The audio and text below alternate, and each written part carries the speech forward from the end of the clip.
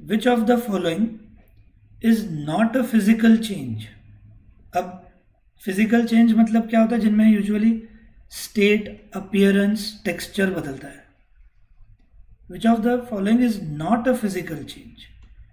Boiling state बदलता है, melting state बदल रहा है, हम सॉल्ट वाटर में ऐड करते हैं, that does not change the properties.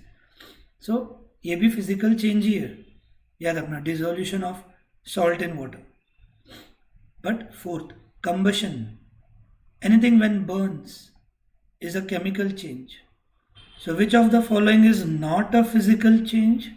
Is D option, combustion of LPG gas. Be attentive, मेरे को कवर ज़्यादा करना है तो मैं कवर ज़्यादा करते जाऊँगा fast. Second, the following reaction is an example of what. The following reaction is an example of what, ये क्वेश्चन पूछा है तो दिमाग लगाना होगा. NH3 प्लस ऑक्सीजन, बैलेंसिंग और स्टेट्स में कुछ लिखते बैठने वाला नहीं हूँ, एक minute. NH3 plus oxygen gives NO plus hydrogen. अब पहला पॉइंट, हम ऐसा बोल सकते हैं कि ऑक्सीजन ने आकर हाइड्रोजन की जगह ले ली, हकल दिया उसको और NO बना. So that clears out that this is a displacement reaction. Number one. अब एक ही ऑप्शन तो है नहीं, ठीक है, तो आपको और भी कुछ सोचना होगा. हर बार दो है. न्यूट्रलाइजेशन किधर, ये बनता नहीं है. कॉम्बिनेशन ये हो नहीं सकता. when two reactants combine to form a single product, it is combination reaction. अब रेडॉक्स ही बचा, पर अब ये रेडॉक्स है क्यों, ये देख लेते हैं. Why is it a redox reaction. तो इसके लिए तो क्वेश्चन पूछ सकता हूँ मैं. Samriddhi, which, who is getting oxidised, इतना बता दो. Who is getting oxidised and who is getting reduced.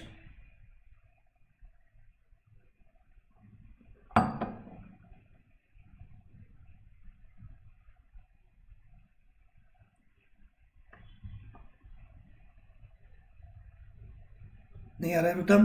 Who is getting oxidised and who is getting reduced.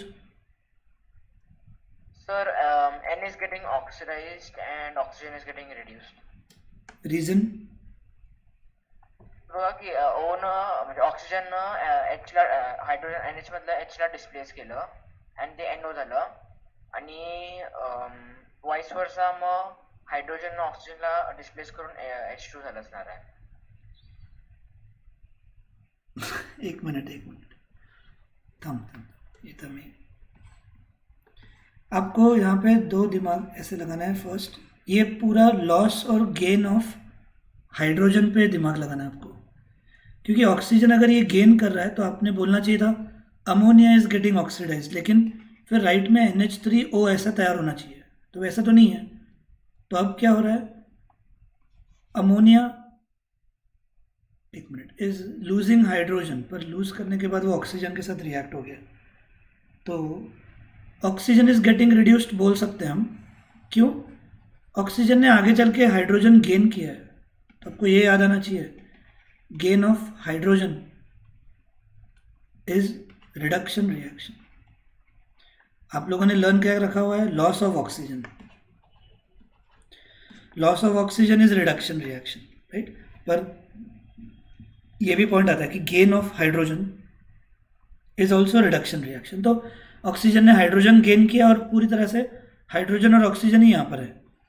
So we will say oxygen is reduced to water. Oxygen is reduced to water, एक हुआ. Then next, अब यहाँ पे थोड़ा confusion है. हम nitrogen is oxidised, बोल. Sir redox reaction होतच नाही ते का. सर, कारण की ते फुल कंपाऊंडच ऑक्सिडाइज व्हायला पाहिजे ना. येस माझा तोच डाऊट आहे ना, म्हणून मी वाट बघालो की हु इज गेटिंग ऑक्सिडाइज्ड, तेच समजत नाही आहे.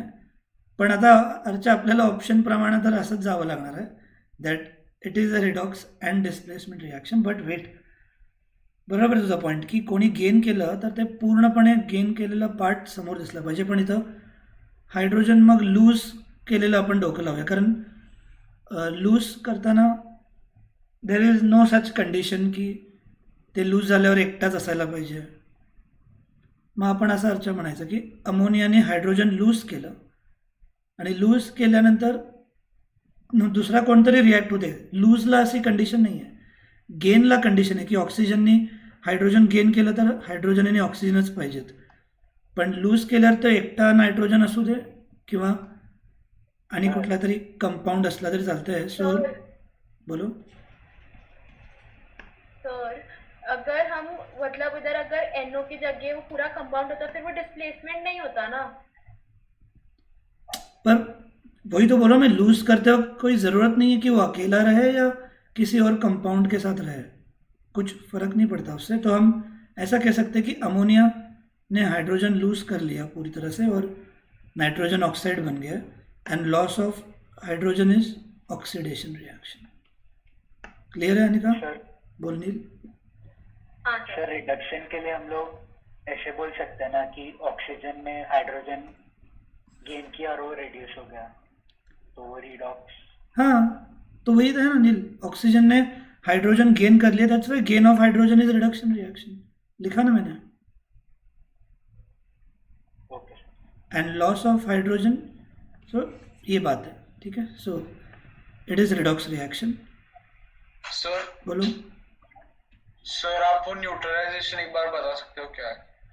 न्यूट्रलाइजेशन एसिड बेसिस सॉल्ट्स में था. Acid plus base gives salt and water. तो जब एसिड और बेस का इफेक्ट न्यूट्रल हो जाता है, इट इज न्यूट्रलाइजेशन रिएक्शन. ठीक है सर. वो इसमें था, एसिड बेसिस में था. ठीक है, आगे बढ़ते चलते. सर. बोलो. सर आप एक बार वो ऑक्सीडाइजिंग एजेंट और रिड्यूसिंग एजेंट का वो बोलो ना, वो आज मतलब टेस्ट में आया था केमिस्ट्री के. मला त्याच्यावरती पॉईंट्स घ्यायचे आहेत एक दोन. आपण आज जरा MCQजच फक्त करूया, उद्या सकाळी आठवण करून दे मला. मी 2-3 ठीक आहे. एक्झाम्पल्स घेतो जे मी ऑलरेडी आधी पण घेतले होते. आणि प्रॉब्लेम नेमकं हायड्रोजनच्या पॉईंट ऑफ व्ह्यूने लावताना डोकं अवघड वाटतं आहे, ऑक्सिजनच्या पॉईंट ऑफ व्ह्यूने इझी वाटतं आहे. मग ह्याचे एक्झाम्पल्स घेतो उद्या 2-3. शांतिनिकेतनच्या स्कूल एग्जामला विचारलेले आहे. ठीक है, नेक्स्ट थर्ड पढ़ो जल्दी. इधर भी आ ही गया देखो, ऑक्सीडाइजिंग और रिड्यूसिंग. पढ़ लो. Which of the following statements about the given reactions are correct?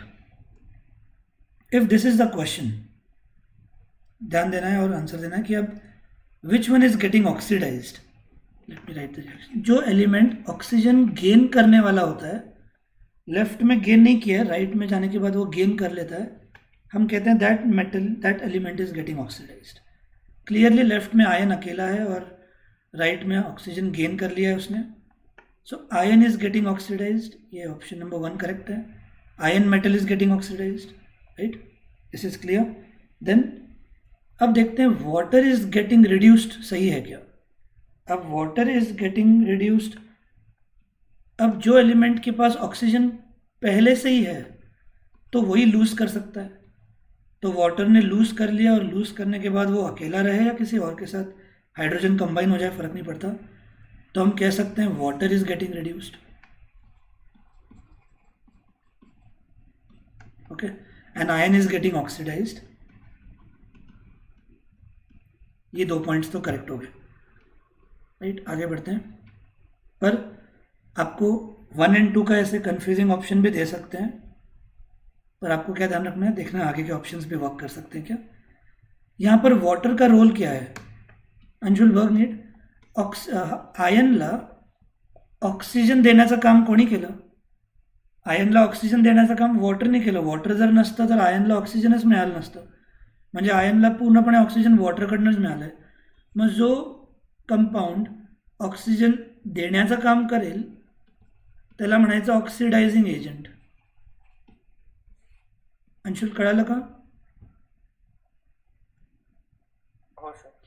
मग ऐक, water was acting as a oxidizing agent कारण आयनला ऑक्सिजन देण्याचं काम त्यांनी केलं. अंशुल मग सांग, who will be the reducing agent? वॉटरमधनं ऑक्सिजन काढून टाकण्याचं काम कोणी केलं? आयन. गुड. मग iron will act as a reducing agent, पण तसा ऑप्शन काही इकडे दिलेला नाही आहे. The only thing is given is पुढचे दोन ऑप्शन्स वॉटरबद्दलच आहेत. मग आपल्याला बघायचं यातलं कुठलं करेक्ट असणार. So water is acting as a oxidising agent because water की वजह से ही आयन को ऑक्सीजन मिल पाया. So iron is getting oxidised, water is getting reduced and water is acting as a oxidizing agent. So 1, 2 and 4 correct options are, hence option C. Clear झालं अंशुल? हो सर. ओके. सेकंड ह्याच्यातलं क्लिअर झालं का तुला? की आता इथं दोन्ही हायड्रोजनच्या पॉईंट ऑफ व्ह्यूने आपल्याला हे करायचं होतं की ऑक्सिजनने हायड्रोजन गेन केलं राईटला जाताना, and gain of hydrogen is reduction. म्हणजे उलटं लक्षात ठेवायचं आहे की लॉस ऑफ ऑक्सिजन झालं की दुसरं गेन आणायचा word. So reduction has two meanings, loss of oxygen and gain of hydrogen. मग ऑक्सिजनने क्लिअरली हायड्रोजन गेन केलेलं आहे. मग काय म्हणायचं? Oxygen is getting reduced to water, and जो कोणी हायड्रोजन लूज करेल, गेन ऑफ ऑक्सिजन और loss of hydrogen is called oxidation. मग इथं आपण काय लिहायचं? Ammonia is getting oxidised to nitrogen oxide. आपण उद्या पण अजून एक्झाम्पल्स घेऊया याचे. नेक्स्ट सर बोलो. मुझे डाउट है वो थर्ड वाले क्वेश्चन. रुक जाओ, 1, 2, 3 कवर करते पहले. फोर्थ पढ़ो सब लोग. Which of the following are exothermic process? मतलब जिसमें हीट एनर्जी रिलीज होती है. Release exo, right? उस हिसाब से दिमाग लगाना है. Which of the following is an exothermic process? So water quick lime के साथ, यस, बीकर वार्म हो रहा था. एसिड को जब भी डाइल्यूट करते हैं, ये तो गिव रीजन था. Dilution of acid is an exothermic process, झट से याद आना चाहिए. इवेपरेशन, वाटर इवेपरेट होते वक्त हीट एब्जॉर्ब करता है, रिलीज नहीं करता. So that is not an exothermic process. और सब्लिमेशन ऑफ कैम्फर, ये कब नहीं आया था पॉइंट एक्सोथर्मिक में? सब्लिमेशन में भी वही होता है कि कैम्फर हीट एनर्जी एब्जॉर्ब करके डायरेक्टली गैसियस स्टेट में कन्वर्ट हो जाता है without converting into liquid state. तो ये दोनों हम कहीं ना कहीं बोल सकते हैं और एंडोथर्मिक, ये हीट एनर्जी एब्जॉर्ब करते हैं. Only first two options are exothermic, hence option A. So ये आपको ध्यान में आ जाना चाहिए. अब ये थोड़े से ब्रीफ है, 1, 2 इजी वाले ले रहा हूँ, जल्दी से ये पढ़ो. 7th, which among the following is a double displacement reaction? आपको मैंने एक हिंट दिया था, याद रखना. एक एलिमेंट और एक कंपाउंड रहे, it is always a case of displacement reaction. आज ही हमने थर्ड में देखा था. एक एलिमेंट और एक कंपाउंड रहना चाहिए, ओके. एंड अगर दोनों कंपाउंड रहे तो ही डबल डिस्प्लेसमेंट पॉसिबल होता है, राइट? हमने एग्जांपल जो टेक्स्ट बुक में लिया था वो था Na2SO4 और बेरियम क्लोराइड, दोनों कंपाउंड थे, तो ही हम उसको डबल डिस्प्लेसमेंट कह सकते हैं, राइट? तो दोनों कंपाउंड कहाँ पे? यहाँ पे एक एलिमेंट एक कंपाउंड है, ये आ गया टेक्स्ट बुक का एग्जाम्पल. बाकी इधर तो दोनों एलिमेंट ही है, इधर एक कंपाउंड है एक एलिमेंट. तो क्लियर कट ऑप्शन है यहाँ पर, that second option will be a double displacement reaction. Technique समझ लेना कि एलिमेंट्स कंपाउंड्स के ऊपर से हम वो तय करते हैं, ठीक है? सर बोलो. सर ये सेम क्वेश्चन आ जाया था, मतलब एग्जैक्ट सेम क्वेश्चन. ठीक है, स्कूल यूज कर रहा इससे है. पहले वाला भी आया था. कौन सा? ये हाँ, तो 7th repeat वाला आया था. question. ठीक है. 7th वाला आया था, उसके बाद में 8th वाला, ये 5th वाला और 4th वाला. हाँ, अरे और एग्जाम. सर क्वेश्चन 5 भी आया था. अच्छा ठीक है यार, छोड़ो भी ये वो सब मत बोलो. एग्जाम्पलर में से ट्राई कर रहे मैंने हैं, आपको भेजा है. ठीक है. जल्दी से 8th कर लो, एक और कर लेते हैं आज के लिए. Which among the following statements are true? Exposure of silver chloride to sunlight for a long duration turns gray. आपको याद आना चाहिए ये कौन सी रिएक्शन थी. It was decomposition reaction, right? So is due to the formation of silver by decomposition of silver chloride. Perfect. That is number one reaction. अभी लिखने बैठने की जरूरत नहीं है. क्या था reaction? AgCl gives AgCl2 gives twice Ag plus chlorine gas. तो यहाँ पर formation of silver by decomposition of silver chloride is correct. Sublimation कभी नहीं होता. Decomposition of chlorine gas from silver chloride. अब decomposition of chlorine gas नहीं होता. Decomposition होता है silver chloride का. पूरे कंपाउंड का होता है. एक minute. AgCl on decomposition forms silver and chlorine gas. Balance किया तो इसका डिकम्पोजिशन हो रहा होता है. करेक्ट. एंड ऑक्सीडेशन सब बकवास. सब ऑप्शन ए. मतलब बाकी ऑप्शन सोचने लायक है ही नहीं कि वो रिएक्शन क्लियरली डिकम्पोजिशन की थी और डिकम्पोजिशन सिल्वर क्लोराइड का होता है और इस वजह से क्लोरीन गैस लिबरेट हो जाता है और सिल्वर ग्रे कलर ये सिल्वर फॉर्मेशन की वजह से आता है. ओके. So option 1 only. ठीक है. बहुत सारे फैमिलियर एमसीक्यूज ही हैं. एक ये देख लेते हैं. ये मुझे लगता है अर्चना ने डाउट पूछा था, स्कूल एग्जाम में पूछा था. पढ़ो. 12th. Read. Which of the following is an endothermic process. Endothermic मतलब हीट एनर्जी गेन करनी चाहिए. तो अभी एक पॉइंट डिस्कस किया था. इवेपोरेशन में हीट गेन होती है, सब्लिमेशन में हीट गेन होती है. राइट. So 2 and 4. अब एक याद रखो आप, इवेपोरेशन में हीट गेन होती है और कंडेंसेशन में हीट रिलीज होती है. तो अगर आपको कंडेंसेशन ऑफ वाटर वेपर पूछे तो it's an exothermic process. But exothermic में condensation was never option anywhere. एक बार देखो कहाँ गया. ये देखो यहाँ पर water with quick lime heat release हो रही है. Dilution of an acid heat release हो रही है. Evaporation of water heat gain होता है. सब्लिमेशन में भी हीट गेन होता है. ये याद रखो. एंड यहाँ पर भी ऐसे ही evaporation of water heat gain होता है, सब्लिमेशन में हीट गेन होता है. तो एंडोथर्मिक. डाइल्यूशन में हीट रिलीज हो रही है, कंडेंसेशन में भी हीट रिलीज होती है. So these are exothermic. But second and fourth are endothermic.